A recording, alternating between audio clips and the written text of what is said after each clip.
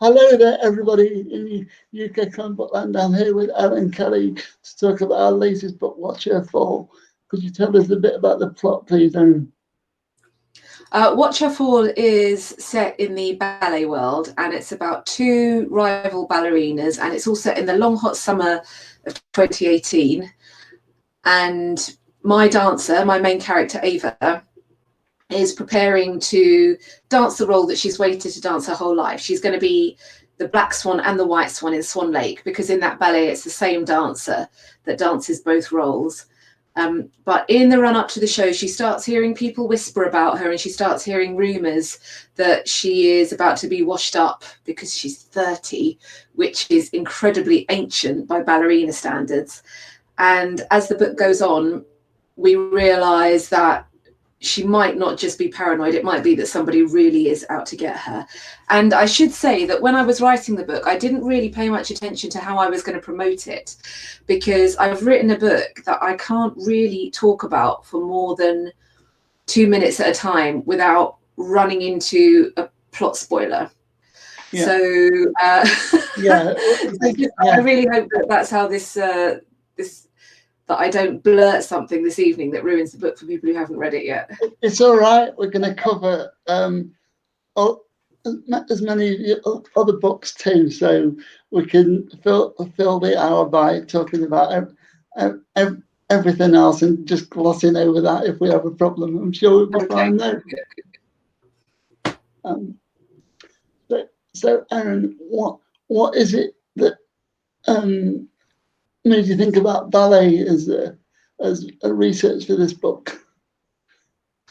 Well, the weird thing is, it didn't start off as a book about ballet. So there's a subplot in the book that is about the gig economy and people who are kind of living hand to mouth, specifically an immigrant community that lots of us like to pretend aren't there. So I got the idea from the book years and years ago when I was out for a wander. So I live near a bit of a millionaire row in Barnet in North London, where I live now. I would like the record to show I'm not one of those millionaires, but there's a street not far from me where all of the houses are palaces, and you get lots of footballers, lots of the Spurs and Arsenal footballers live up there. And you've got these great big gorgeous, well actually some of them are hideous, but you've got these great big mansions, and you see outside, the cleaners coming in dragging a Henry Hoover out of a Fiat Uno. Yeah. They've got the security guards as well. So what you see is what you see all over London, well, all over everywhere really.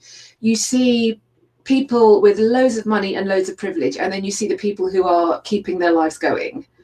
And one of these guys I used to see all the time on my regular walk was a security guard, and he would always be eating his sandwiches, homemade sandwiches, out of a Warburton's bread bag. And for a long time I was thinking about writing a book where one of these people who was a servant, for want of a better word, one of these people who was looking after the people in the big houses and keeping that economy going, they often don't talk to the people who live in those big houses. It was about what would happen if one of those security guards met and specifically had an affair with somebody who was living in the house. And then I started to think about what kind of person would be living in the house, and I had a vision of somebody who was isolated, and I didn't know why she couldn't just leave and why she was becoming dependent on this security guard. And then the thought just came to me, well, she's a ballerina and she's injured, so she doesn't have full mobility and she's not used to that, and she just needs a helping hand to help her navigate the world while she's on crutches. And once I knew she was, I've been writing that security guard storyline on and off for years, and I kept procrastinating by writing his journey from Heathrow into central London before, and I knew it wasn't going to go anywhere, but I was just kind of marking time. But once I knew she was a ballerina, everything else about the plot suddenly came to life. Was it easier to research in lockdown due to all the stuff you found online about ballerinas? Because in an earlier chat you were talking about that a lot. Yeah, so it was easier and harder. So I'm very lucky in that when lockdown hit and everybody was suddenly locked down, when we were all trapped in our houses, I was already used to working at home. You know, I've got a nice office set up in my house, and I was used to, you know, I was used to doing my own research. I used to be a journalist, so I'm quite good at getting people to talk to me, and, you know, I'm good on Google and making contacts. But actually, this time I was a bit thrown to begin with, because I had loads of tours lined up.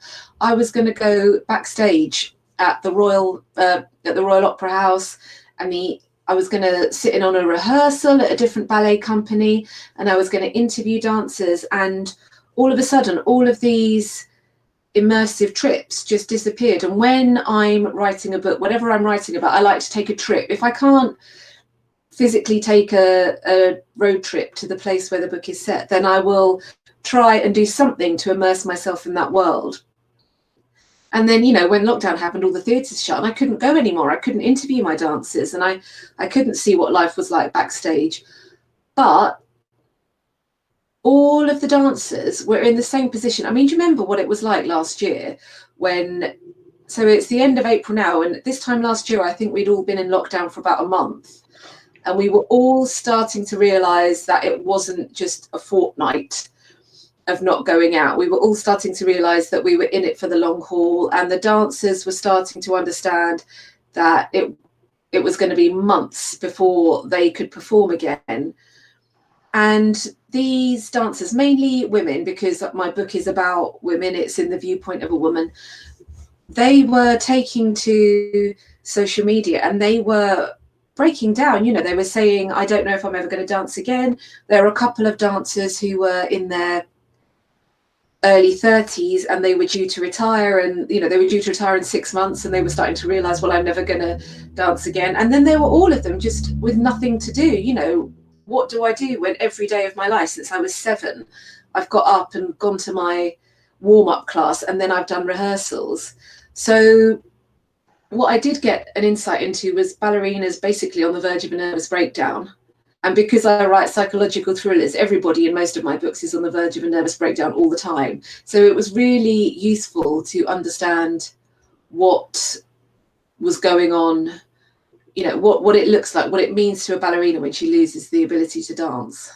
And that's what my book is about. It's about, what do you do when the only thing you've ever wanted is going to be taken away from you? How do you focus on getting so many different plots for your psychological thrillers? Because each book I've written is completely different to the previous one, to the point that your research is like you're there. Yeah, well, I was going to say, this is the beauty of writing standalones, that you get to investigate a different world every time. But actually, of course, with procedurals where you've got recurring characters, it's a different murder every time, isn't it? So you will always, I mean, I used to love P.D. James, who with every Dalgleish book, even though they were always him, he was always the primary investigator. Each one of them took you into a little tiny closed world. So it might be publishing or religious orders or journalism, and all of them sort of blew open a little world. So no, it's not specific to standalone writers, but in my case, it's just to keep myself interested.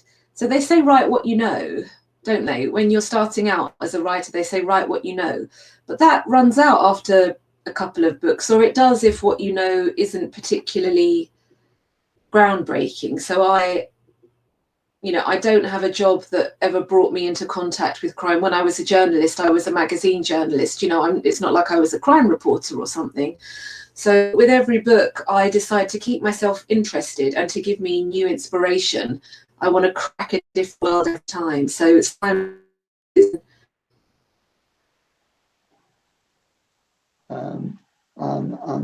You can just see that Erin's signal seems to have broken up. I'm not sure whether it's from her end or out mine at the minute, but we'll just have a quick look.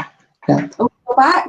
Can you hear me? Yeah, yeah. Okay. I have no idea when it cut out. Sorry, Alex. It's all right. It cut out as you were saying about unique material from life, I think. Yeah. Where you're talking about journalism. Yeah. Oh, right. essentially, the short answer is that I always want to keep myself interested as well as my readers. And when the idea comes to me for the world to set the book in, so I've done 60s gangsters, solar eclipses, cold cases, Elizabethan gardens, ballet, abandoned psychiatric hospitals. I always want to know myself something new. I like finding out new things, and each of those new things I find out gives me inspiration for what the story is going to be. Abandoned psychiatric hospitals leads me to the next question, because I was really interested in why you changed the title for Stone Mothers after publication, because that's rarely done. It's unusual, isn't it? So Stone Mothers, the honest answer is it didn't sell as many copies as we hoped it would. And not just that, but the overwhelming feedback from readers was that Stone Mothers doesn't mean anything. It doesn't invite you in as a reader. And what commercial fiction needs to do is it needs to have something in the title that gives you an idea of what the book's about. And if you've read the book, which I still think of as Stone Mothers, even though it was republished in paperback, as you know, we know, if you've read the book, you understand that Stone Mothers is what the Victorians used to call their psychiatric hospitals. So they designed the building, the architecture was designed to nurse mentally ill people back to life. So it was supposed to be a safe place, like literally an asylum, where you would have light and fresh air and healthy work. And how could you possibly not recover like this? Because this building, this hospital, was a place that would look after you. And it felt like a really wonderful title to me when I was working on the book, because the book is also about motherhood, and it's about some mothers being very cold, and it's, thematically it really fitted with what I was writing, but it doesn't mean anything to somebody looking on the shelves in Waterstones. And so we went with We Know You Know because it sounded sinister and thrillerish, and also because it recalled my previous book, He Said, She Said. And it just it reminded people that this is a book by the author of that last book you read. But yeah, the reader feedback kept coming back. We don't know what Stone Mothers means. And so we listened to readers, because a hardback of a book is a chance to get reviewed in the press, and it's the launch of a book, but the paperback is where you expect to sell copies in more significant numbers. It's the collectors and the diehards who buy hardbacks, and me. It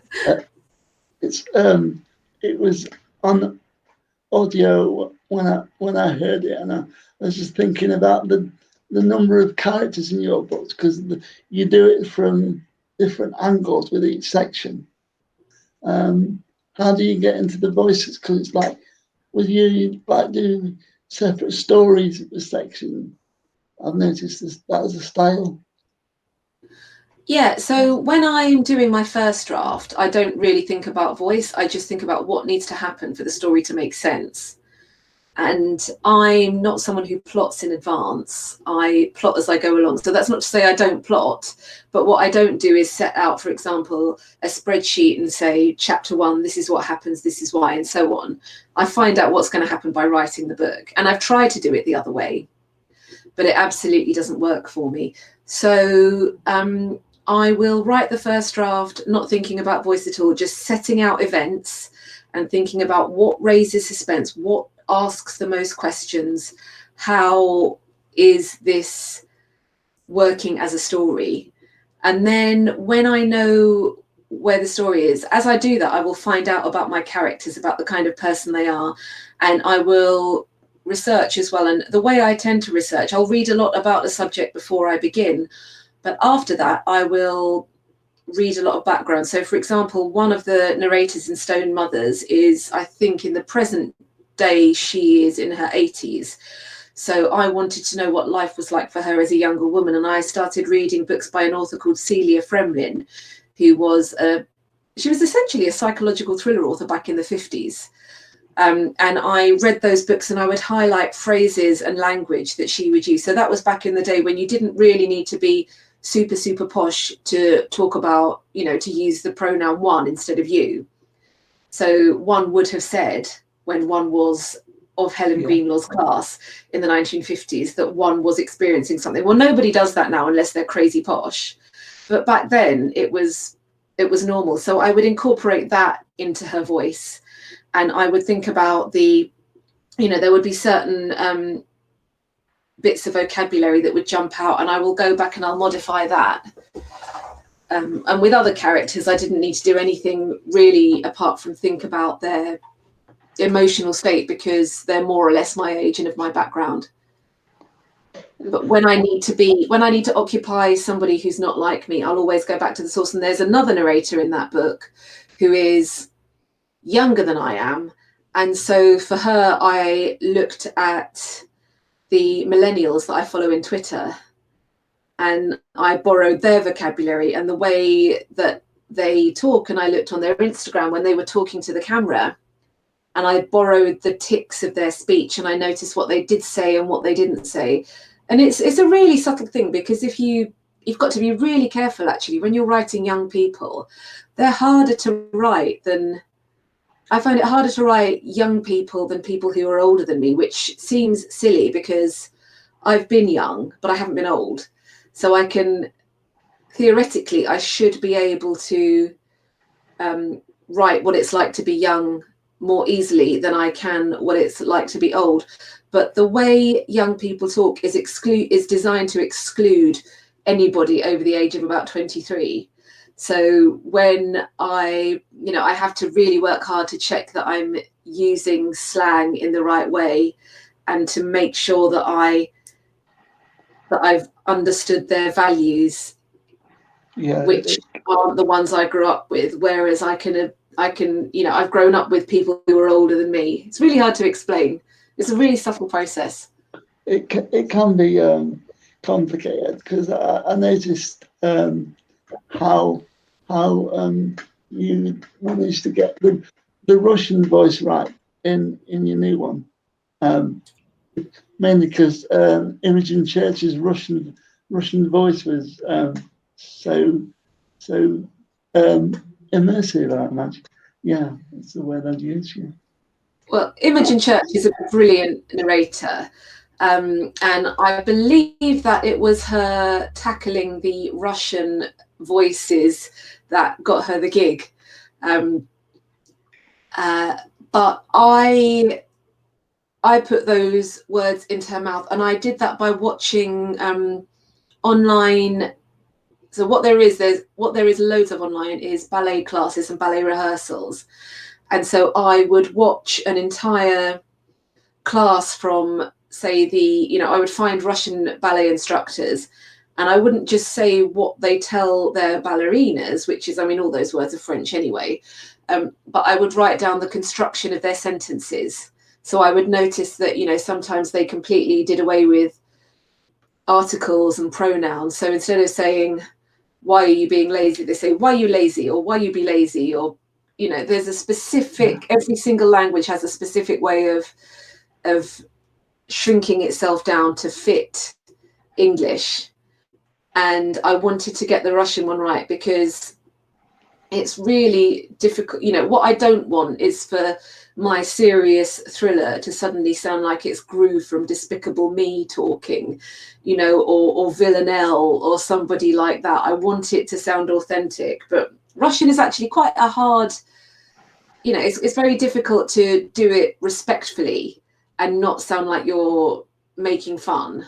And I wanted to get that right. So I did it by listening to the way Russians speak and the way Russian ballet masters in particular talk.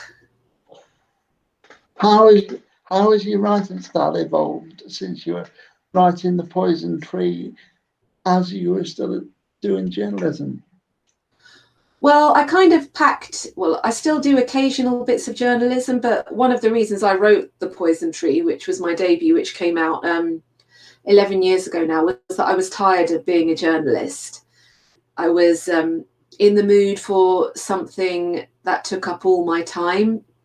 That, like, the one idea, the same piece of work that I could do every day, rather than waking up every morning and thinking of 10 ideas and sending them off, and most of them being rejected, and then working on 3 or 4 different projects at once. I was getting, just, my brain was tired of being quite so scattered.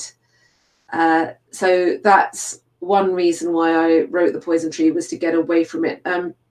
Having a background as a journalist is, in lots of ways, it's a really helpful thing for a novelist, because you aren't scared of a blank page. You know, you don't feel like, oh, nobody like me writes books, because when I started out, I thought nobody like me writes journalism.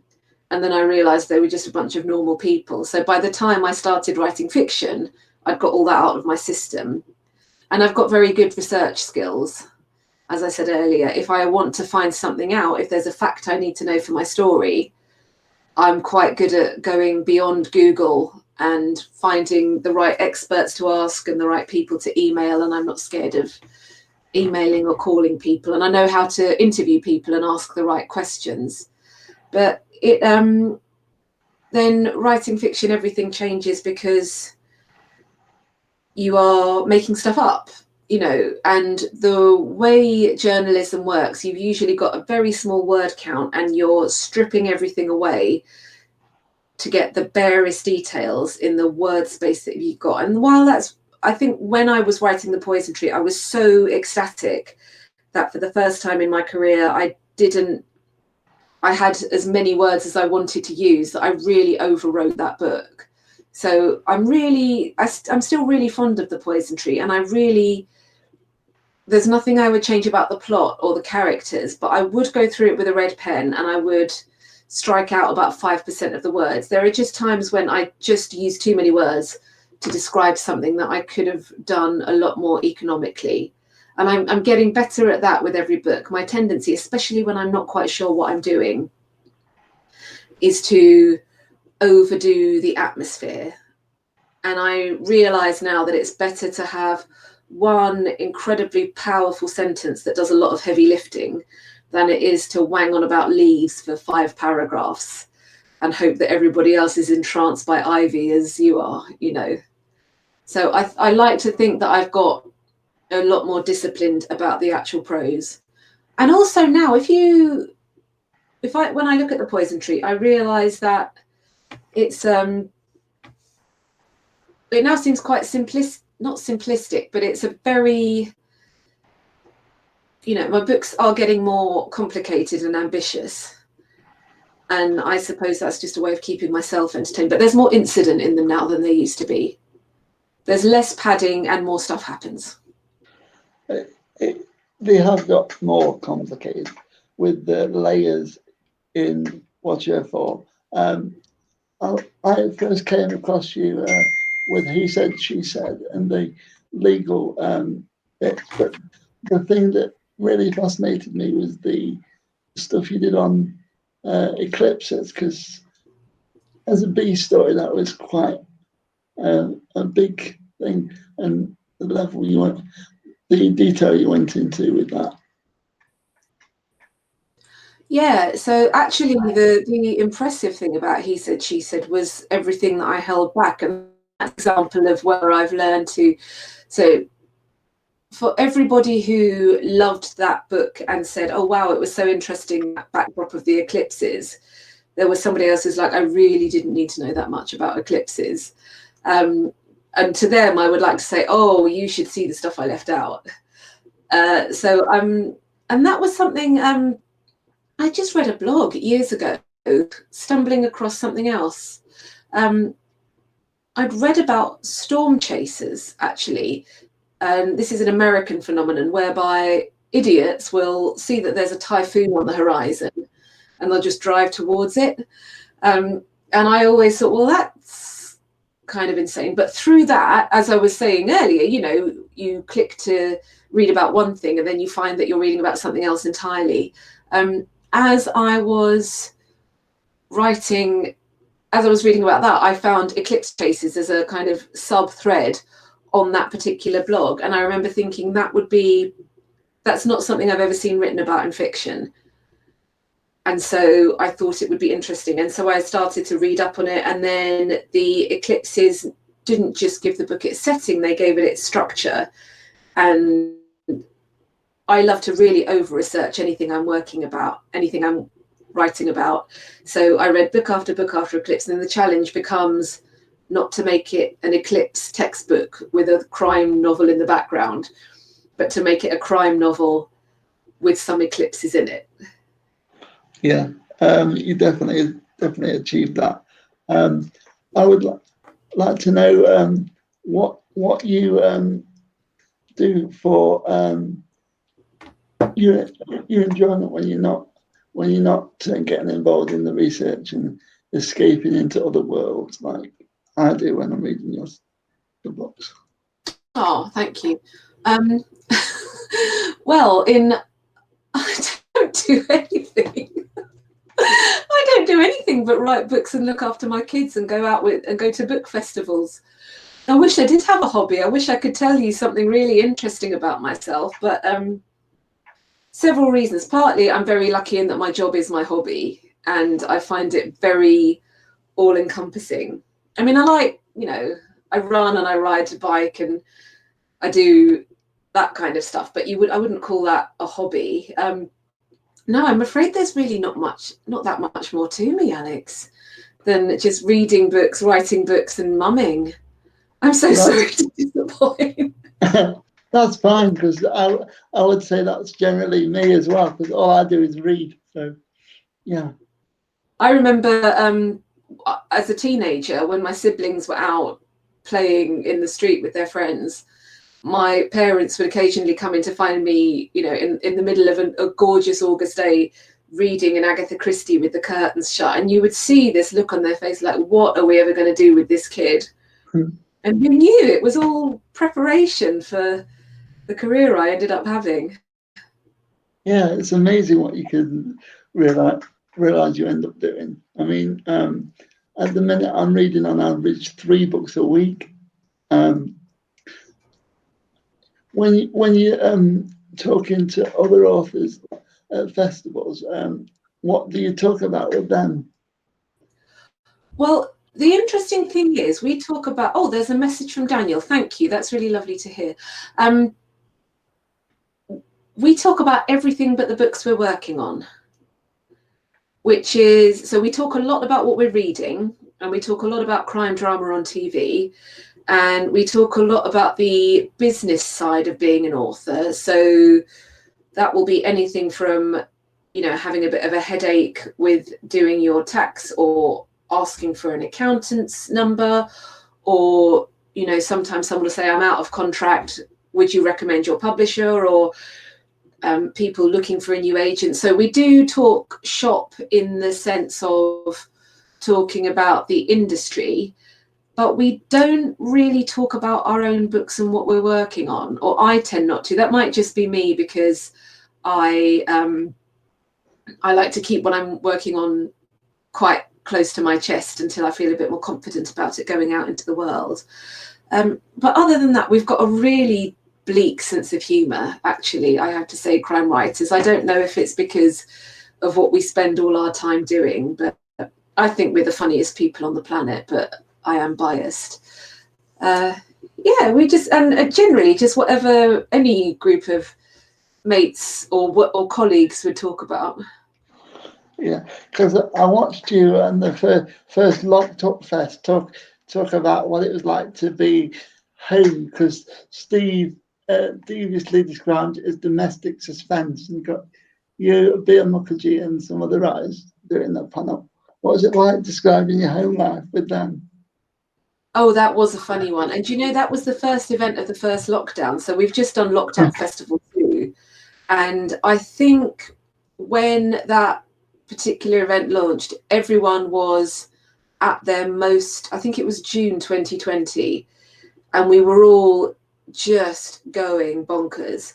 So either we were trying to juggle, so a lot of writers have day jobs, as well as writing fiction, and I don't have a 9-to-5 day job, but I do teach creative writing alongside writing my books. So this isn't all I, making up stuff isn't all I do for a living, and I do lots of editing and mentoring as well. So we were just at that point where we were all properly going bonkers. So the people with day jobs were working out that their day job was taking up more time, not less time, even though they didn't have a commute anymore. And the people without day jobs were in many cases trying to also educate children, or worrying that all my teaching work dried up, because that used to be face to face, and that was really worrying. So we were all just bonkers. And also it was pure lockdown at that time, so we hadn't seen anybody that we weren't living with.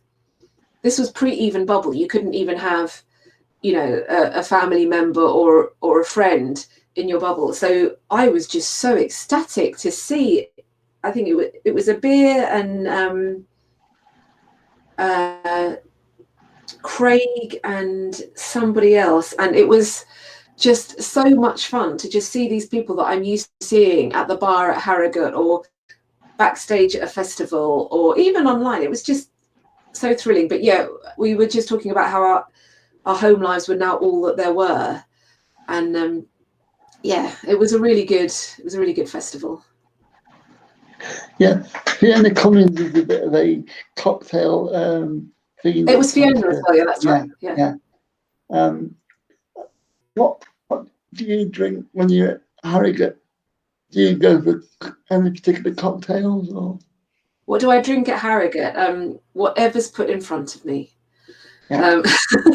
Is the short answer. No, my drink is my tipple of choice is a gin and tonic, which, if you've ever, I don't know, what's your drink? What's your poison? Malibu and Coke. Right, you could have given me a million choices, and I would never have had you down as Malibu and Coke. Yeah.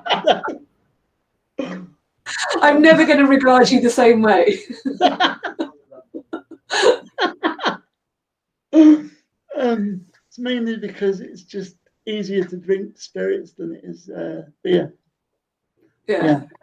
But I don't know how they serve Malibu and Coke at the Swan in Harrogate. But if you have a gin and tonic, it comes in a goldfish bowl that you could fit like 5 fish in. I don't know if they're measures of it, but you do look like a bit of a melt, just walking around the festival with this giant gin glass. But yeah, that is if anybody's buying, that's so yeah, G&T for me, Malibu and Coke for you. Yeah. I don't do anything but Malibu and Coke there, so they must get more off me when I'm there than Christ. Let's just put it this way: I'm glad I don't drive the car, because I can barely drive my chair by the time I'm done. What's the craziest thing you've done at a festival? Not just Harrogate, anywhere. I don't think I am particularly crazy anymore. Honestly, it's a big night for me if I'm still awake at 10:30. I mean, Sunday nights now are super exciting because I watch Line of Duty, so I know I'm still going to be up at 10 o'clock. So I stay up to what I think we did have. There was a Harrogate. It was nearly 5 years ago, because it was my 40th birthday. Because Harrogate, for those of you who are watching who don't know, which I assume is very few of you, but Harrogate is the Crime Writers Glastonbury, and it's always in the second to last, or almost always in the second to last weekend of July, and that's when my birthday is. So on my 40th birthday, I do remember a very motley crew of writers and publishers and agents who didn't really know each other, but were just the people who didn't want to go home yet, went to a dreadful club called the Viper Room, and there was some really bad dancing, like really the kind of evening where you're just overjoyed that nobody gets their phone out to watch you twerk into Cake by the Ocean. Yeah, that was. But generally, I mean, I love literary festivals because I get to hang out with my friends, but also I'm very aware that I'm there to meet readers as well. So I'm a little bit best behaviour, although the readers drink as late as the authors do at crime festivals. Definitely. And I do hear that I mean, most of the places that I get invited to are crime festivals because that's my literary family. But from what I hear, it's places like Harrogate and Crime Fest and Capital Crime. They're quite democratic in terms of festivals. So the readers and the authors, to me, it doesn't feel like there's much of a boundary between them. So we as authors are very accessible. We want to meet readers. You're very unlikely, as you might be in a pure literary festival where everybody's too stuck up to read crime. You know, you wouldn't find just the authors hanging around. It's readers and bloggers and reviewers and authors and industry people, and we all are just one big mess of humanity midnight, really.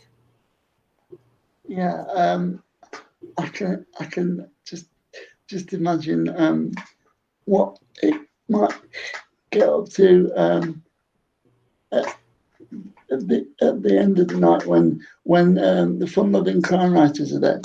But if they were to ask you to come up and do a song, what would it be? Oh, that's a good one.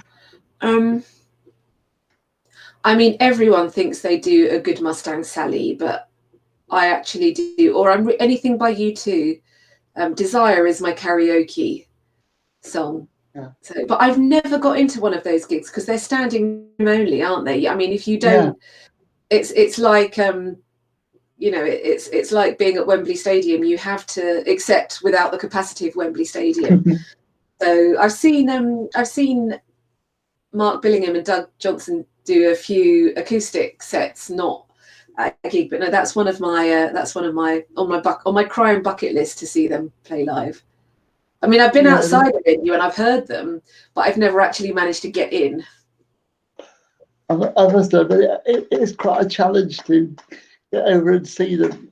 I have to raise my chair up to get to see them trying to have a go.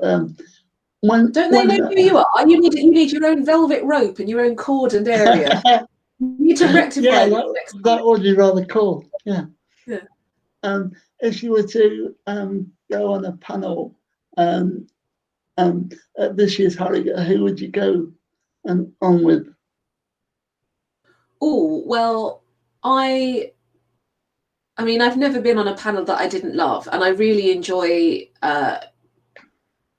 talking to writers, whether I've read their work or not.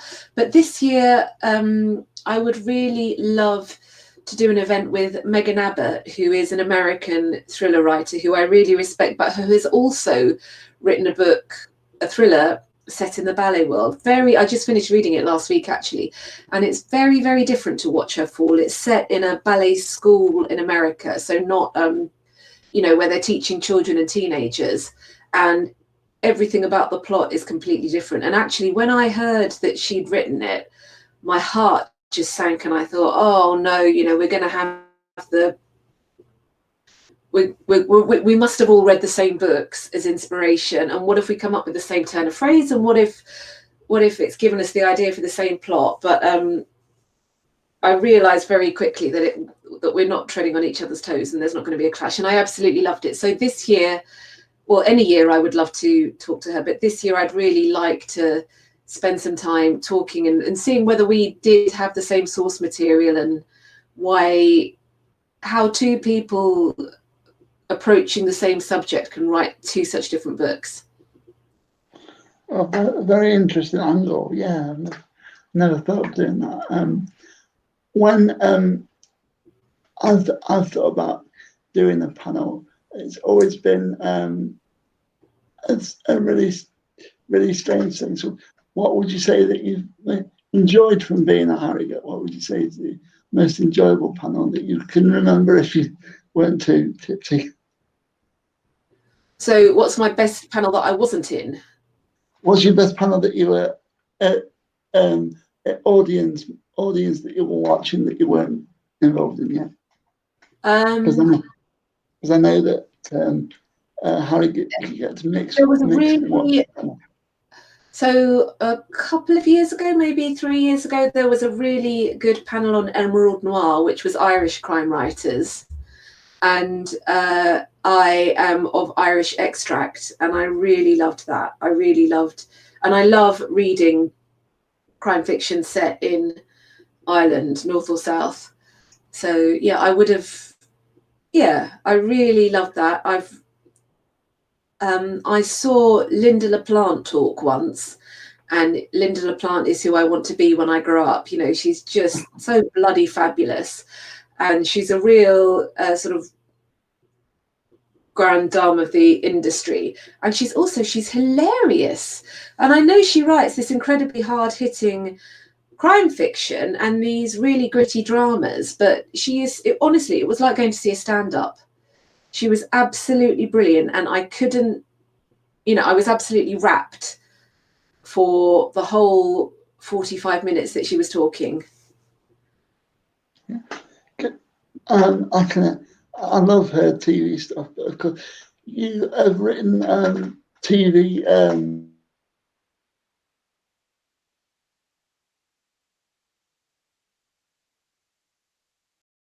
A big series, and they will ask you to write the follow-on books. Yeah, Broadchurch was huge, and it was a strange position to be in, because usually it's the other way around. You know, the book is a hit and then they make a TV show or a film out of it, and in this case it was the other way around. But I loved it, because what I find difficult about writing is the plotting. I mean, I think I'm good at plotting and twists and all that kind of thing, but I don't find that easy. For me, the joyful stuff is when I know what's happening, and it's the writing the characters' thoughts, and it's creating atmosphere. And with Broadchurch, all the heavy lifting was done. You know, I had a plot, and so all I had to do, I sat there for a few months. Also, it was the fastest book I'd ever written, naturally, because I wasn't starting from scratch. So I had a huge computer at the time, a big widescreen one, and I would have the DVD playing in one window and my Word document in the middle, and then the Broadchurch script in the other. And it was a really useful. So not only was it joyful, because when you watch those performances, like David Tennant or Olivia Colman or Jodie Whittaker, it's all, you don't have to guess what they're feeling. You can just, it's on their faces and you can write it down. It's like taking dictation. But it was really interesting from a technical point of view, because I didn't realize until I'd done that how often a camera switches about in a scene. So a camera can spend 3 seconds here, then 10 seconds there, and then it can go back to the original one, then it can take you somewhere else entirely, and then it can take you to a flashback, and then it can bring you back into the main story, and then it can take you away again. All this has happened in a minute, and the viewer can follow it really well. Well, you imagine that on a page or in an audio book where you've got no visual cues to tell you where you are, and the writer has to spell it out, and the writer has to say whose viewpoint you're in, and all of those things take time. So if you chopped and changed about like that as a novelist, the reader would just throw the book across the room really quickly. So it showed me how agile a camera can be in a way that I can't as a novelist. And it also, but what I think I took away from Broadchurch the most was it was a lesson in character, because my plots are very twisty, very turny, and not always super complicated, but there are a lot of layers to my books, whereas the story of Broadchurch is actually, it's very classic, it's very linear. It's the purest form of crime fiction. We begin with a dead body, we bring in our investigators, we identify and then eliminate suspects, and then we collar the correct suspect, justice is done, explanations are made, credits roll.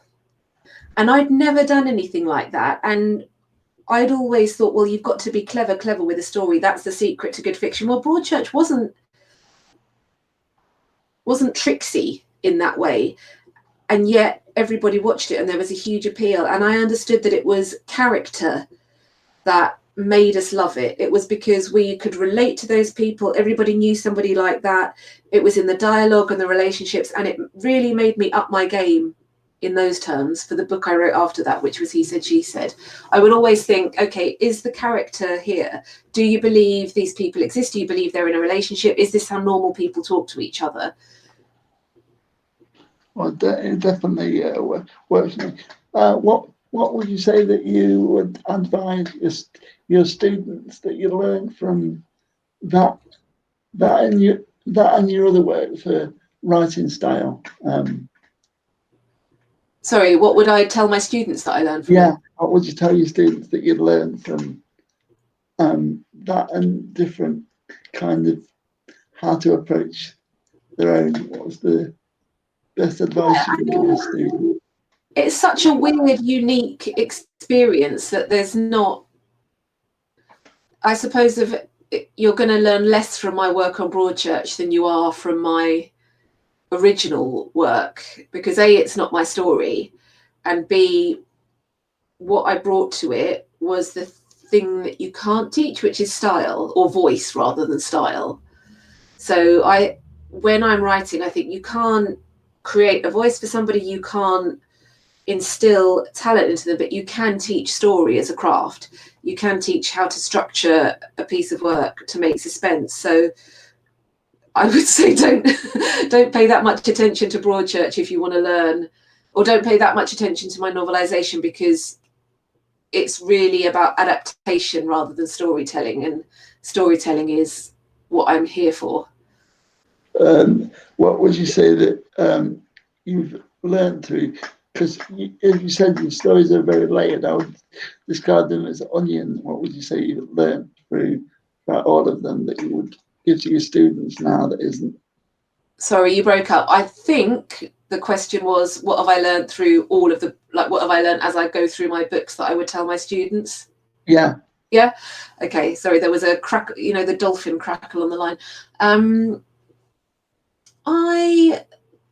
I suppose a lot of what you learn as you go on is about the industry as well as the craft. So what I've learned about the craft, I think I've already said tonight. It's about, for me, it's about identifying what you're not great at and working on that. And what I wasn't great at was getting to the point and telling a story in as few words as possible. And I think I've really achieved that. I would say that always look for brevity when you can.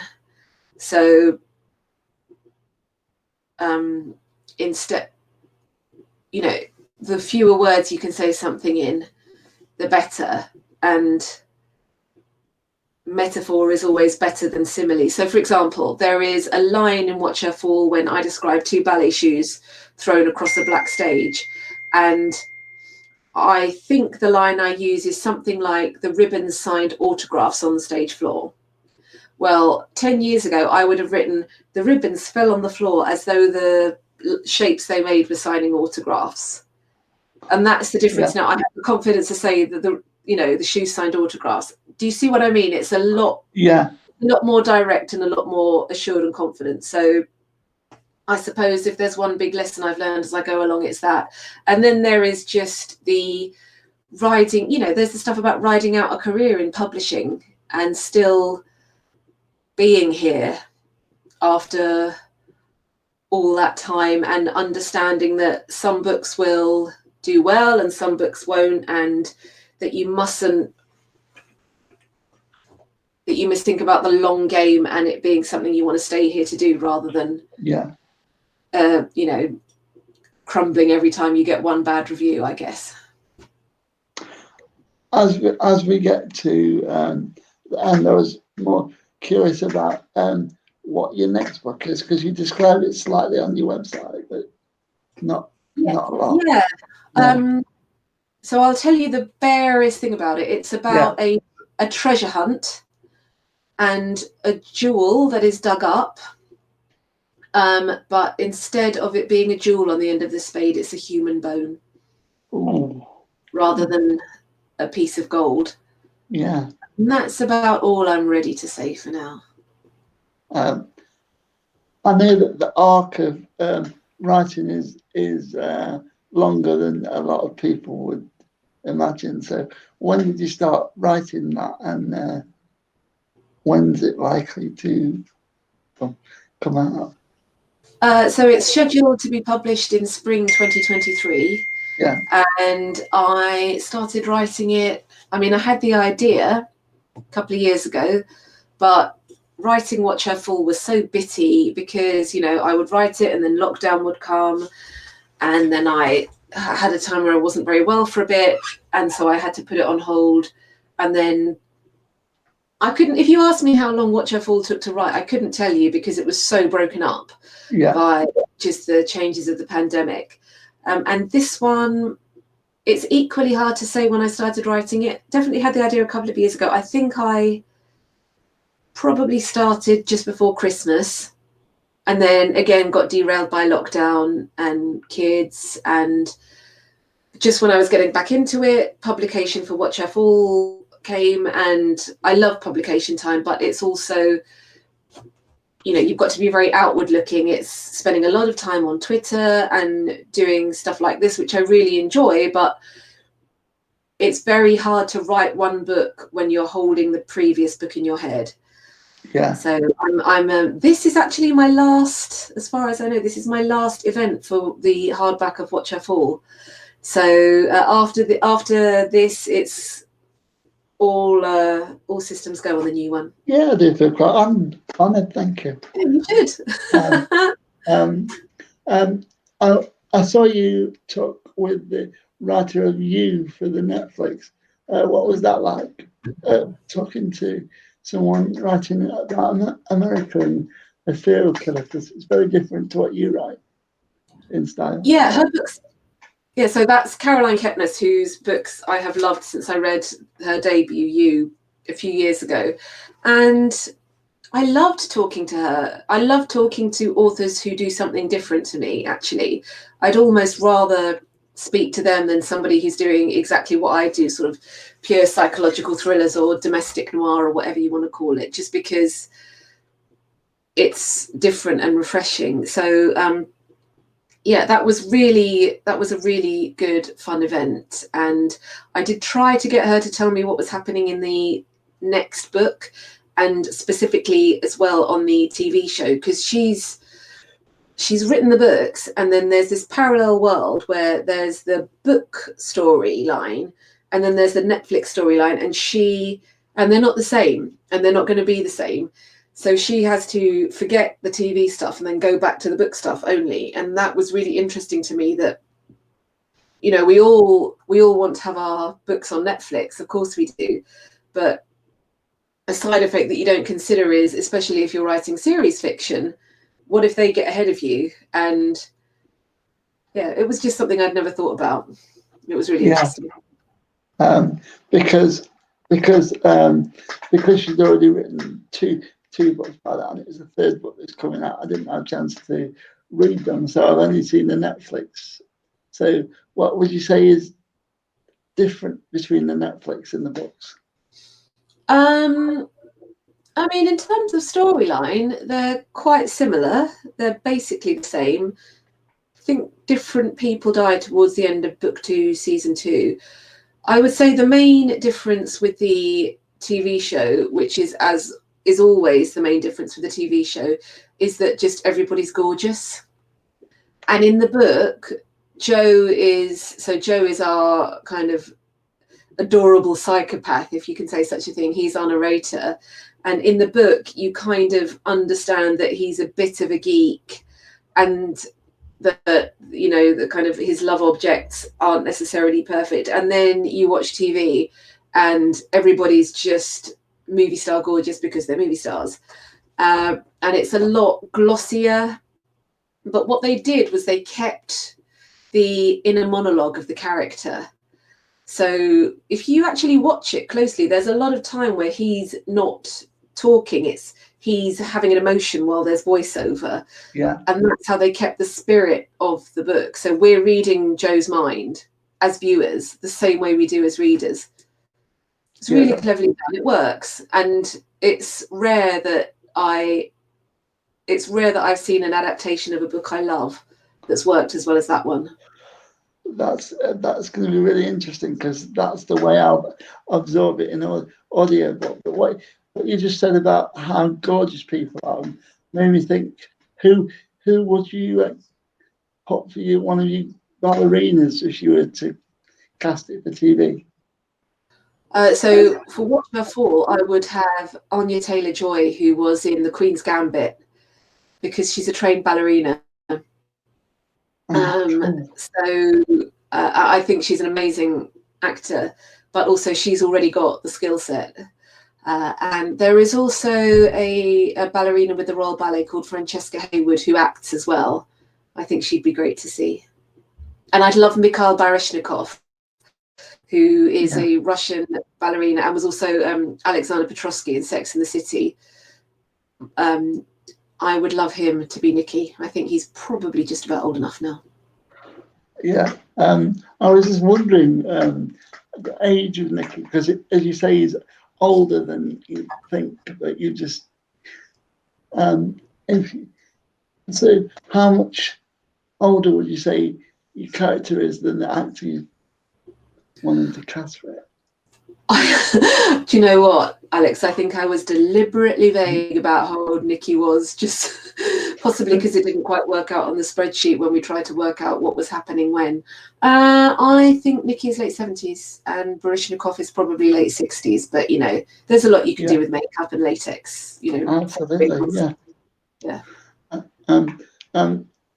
We've just been told that we've got 2 minutes left, so what would you say to any people watching that you would got coming up in the near future? I know you said that this is your last event for Watch Her Fall, but are there any other events you've got lined up you'll be watching in the audience?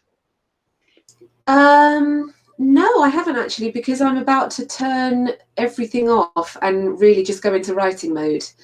So I am afraid that no matter what exciting things are happening in the next couple of months, I'm not going to know about them because I'm just going to be obsessed with my book. So I wish I could promise more exciting things, but no, that's all I've got for now. Fair enough. I'm going to go dark. Yeah.